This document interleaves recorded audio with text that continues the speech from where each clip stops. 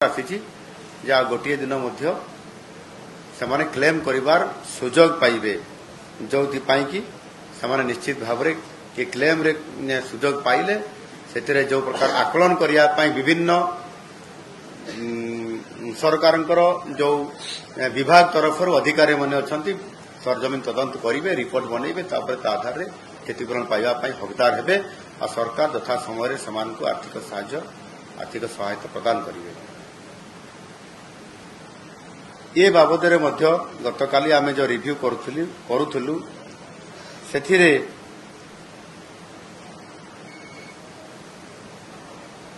आमे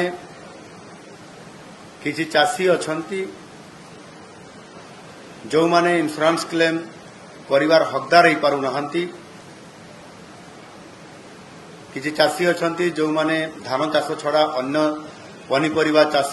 कॉटन ये चाष भी करुछंती सेमाने भी आम पाखरे अनुरोध रखिछंती किछि चाषी अछंती जो माने ये रिलीफ कोड रे अंतर्भुक्त हो पारु नहंती किछि चाषी अछंती जो माने भाग चाषी भी अछंती किभଳି भाबरे इंश्योरेंस क्लेम करि पारिबे से चिंता रे अछंती तांको कथा भी सरकार चिंता करुछंती किभଳି भाबरे समानकु मध्य आर्थिक सहायता बा क्षतिपूरण बाबद रे आर्थिक सहायता प्रदान करा दिबा पाई एणु एथिरे आमर समस्त प्रकार विषय को गुरुत्वर सह सरकार विचार को नहीं एवं ताहा वर्तमान फील्ड रे ताहार आकलन जीवापाई फील्ड विजिट करियापाई निजे सरकार निजे बिल को आसीछंती धान क्षेत्र को आसीछंती सेतिरे विभिन्न जिला को जेमिति मु कहली उपमुख्यमंत्री कनक वर्धन सिंहदेव कटक जगतसिंहपुर उपमुख्यमंत्री प्रभाती परिडा भद्रक एवं बालेश्वर खाद्य जोगाण और खाउटी कल्याण मंत्री श्रीकृष्ण चंद्र पात्र केन्द्रापड़ा और जाजपुर एवं सबवाई मंत्री प्रदीप बड़ सामंत खोर्धा जिला गस्त कर फसल क्षेत्र आकलन कर आज निश्चित भाव फेरिकी सरकार को तांकर रिपोर्ट जनइबे एवं आज आमे नयागढ़ गजपति सहित ये गंजाम जिलार संपूर्ति कथा आपण मानकु कहली विशेष करके आमर ये गंजाम जिलार जहाँ आमे किसी जगह देखिलु सेथिरे विशेष करके गंजाम जिलार छत्रपुर ब्लॉक अंतर्गत लक्ष्मीपुर ग्राम रे ग्राम पंचायत अंतर्गत नाउड़ी ग्राम और रंगेलुंडा ब्लॉक अंतर्गत गौंजू ग्राम पंचायत अंतर्गत गौंजू ग्रामर अदिनिया वर्षार होइतिबा फसल नष्ट बुलिकी ताकू आमे देखिचु एथिरे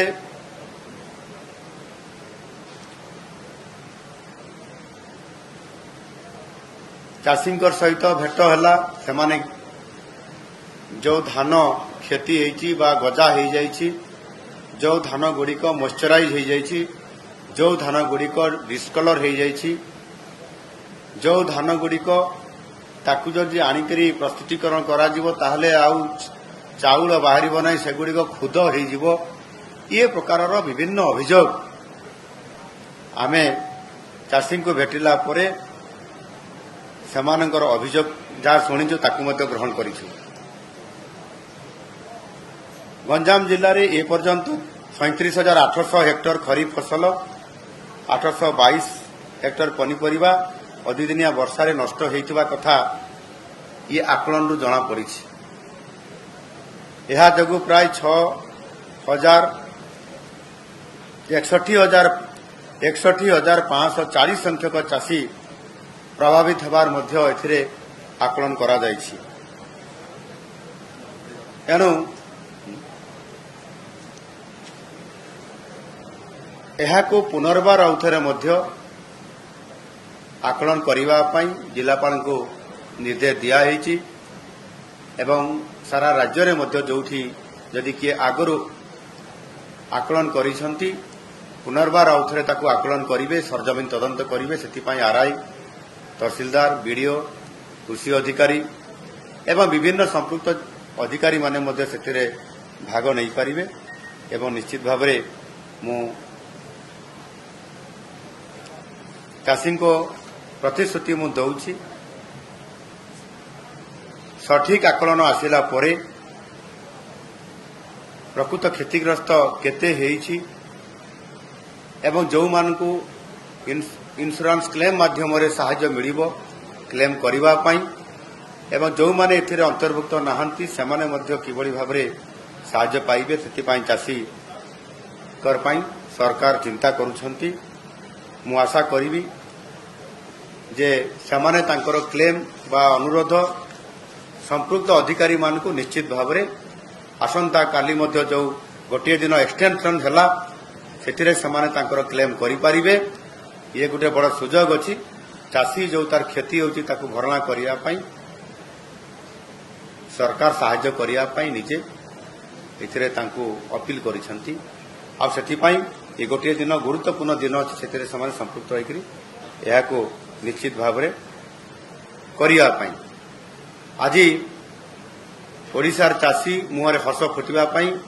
ନୂଆ ସରକାର ଆସିଲା ପରେ ନିରନ୍ତର ଭାବରେ ଚାଷୀଙ୍କୁ ବିଭିନ୍ନ ପ୍ରକାରର ଆର୍ଥିକ ସହାୟତା ପ୍ରଦାନ କରିବା ପାଇଁ ଯୋଜନାର ବିଭିନ୍ନ ସ୍କିମ୍ରେ ବା ଯୋଜନାରେ କାର୍ଯ୍ୟକାରୀ କରାଉଛନ୍ତି। ଚାଷୀ ପିଏମ୍ କିଷାନରେ 6,000 ପାଉଛି, ସିଏମ୍ କିଷାନରେ ମଧ୍ୟ 4,000 ପାଉଛି। ଏ ଦୁଇଟି ଆର୍ଥିକ ସାହାଯ୍ୟ ହିସାବରେ ଯେତେବେଳେ ଚାଷୀ ତାର ଚାଷ କାର୍ଯ୍ୟ ଆରମ୍ଭ କରିବା ସମୟରୁ ତାଙ୍କୁ ଦିଆଯାଉଛି ଯେଉଁଥିରେ କି ଚାଷୀ 10,000 ଟଙ୍କା ପ୍ରଥମରୁ ହିଁ ପାଉଛି। ଏହା ଅନ୍ୟ କୌଣସି ରାଜ୍ୟରେ ଏତେ ଆର୍ଥିକ ସାହାଯ୍ୟ ମିଳେ ନାହିଁ। ଠିକ୍ ସେମିତି ଭାବରେ ଚାଷୀଙ୍କୁ ମଧ୍ୟ ଧାନ ପ୍ୟାଡି ପ୍ୟାକରମେଣ୍ଟରେ ମଧ୍ୟ 800 ଟଙ୍କା ଇନପୁଟ ସହାୟତା ଦିଆଯାଉଛି। ଏହା ମଧ୍ୟ ସର୍ବଭାରତୀୟ ସ୍ତରରେ ସବୁଠାରୁ ଅଧିକ। ଆଉ ସେ ଦୃଷ୍ଟିକୋଣରୁ ନିଶ୍ଚିତ ଭାବରେ ଆଜି ତାପରେ ବି ଯେଉଁ ଚାଷୀ